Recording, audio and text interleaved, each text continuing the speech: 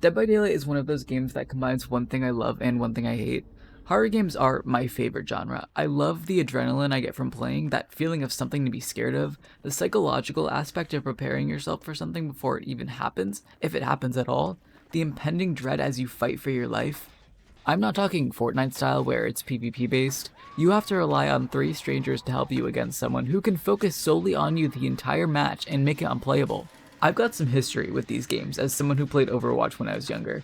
I made Mercy in the peak of Genji spamming I need healing after they ran across the map by themselves and then died in 2 seconds. Working with strangers sucks.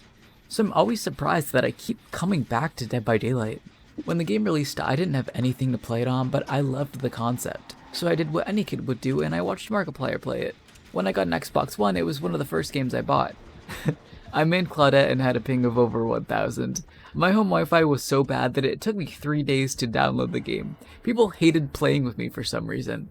And when people hate you, they tell you. I would get messages every once in a while telling me how bad I sucked or whatever, even when my Wi-Fi eventually got good. I was not bad enough to deserve that, I promise. I was rank 3 last time I played on Xbox. The system's changed since then though, so I don't know what the equivalent is. Probably gold, I don't know. Why did they change this again? One thing that keeps me coming back is what I mentioned earlier, the horror aspect. Dead by Daylight gets my heart beating, not necessarily because it's scary, because it's not really, but there are so many moments where the situation's tight. When I'm the last survivor left and frantically searching for the hatch, or I'm just about to open the exit gates with the killer right behind me, I get a huge rush of adrenaline. Nowadays, I mostly play Leon with some Cheryl and Feng Min thrown in.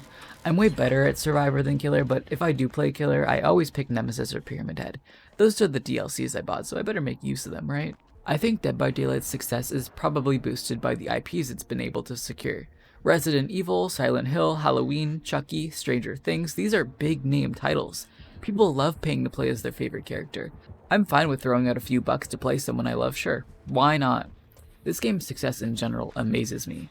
Horror, while a popular genre, can deter people because a lot of people don't like being scared.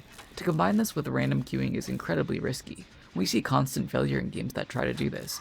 Friday the 13th was created just a year after, and the servers are shutting down at the end of the year.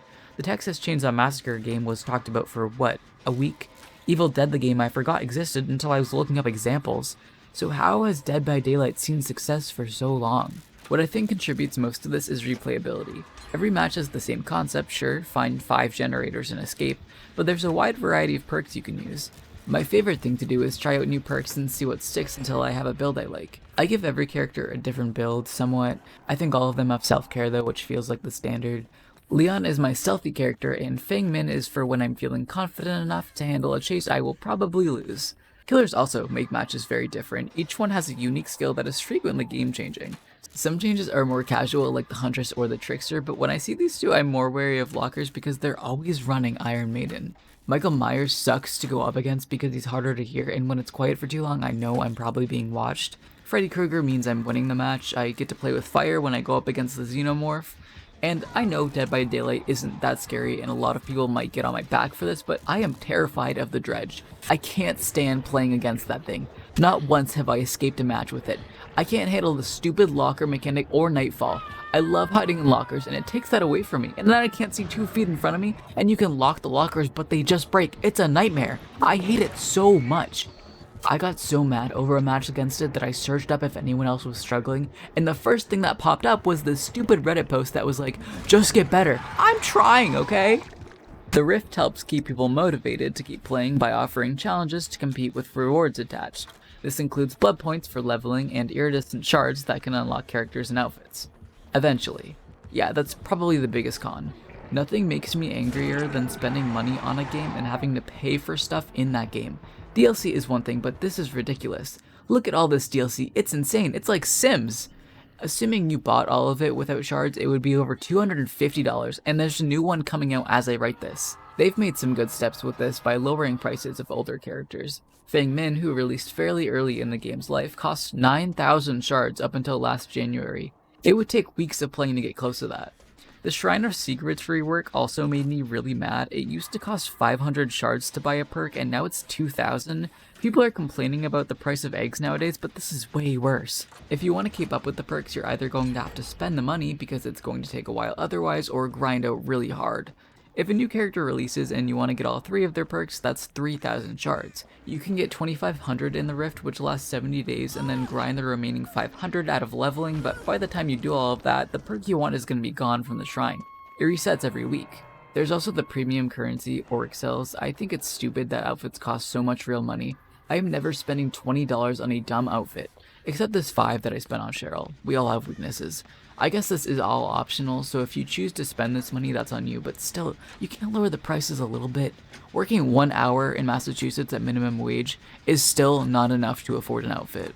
At least they give some outfits through the Rift free track now. Yes, there's a path that you have to spend money on to access, just another source of revenue for them. My favorite new thing they've introduced is the 2v8 mode. This is so chaotic and fun, something is always happening. Camping is pretty hard in this mode because when a killer picks a survivor up, they're sent across the map. The classes are simple and offer different experiences, so I don't mind them replacing perks, and weirdly there's no issue with loading in for this. I think it's because it's an event and people are excited to try and play it for the limited time they get. And believe me, loading times are an issue.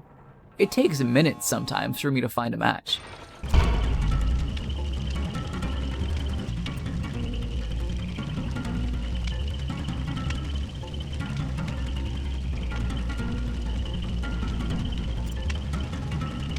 Overall, a pretty good game. I think I've got maybe 300 or 400 hours if I include my Xbox time, so I can't judge it too hard if I'm that invested.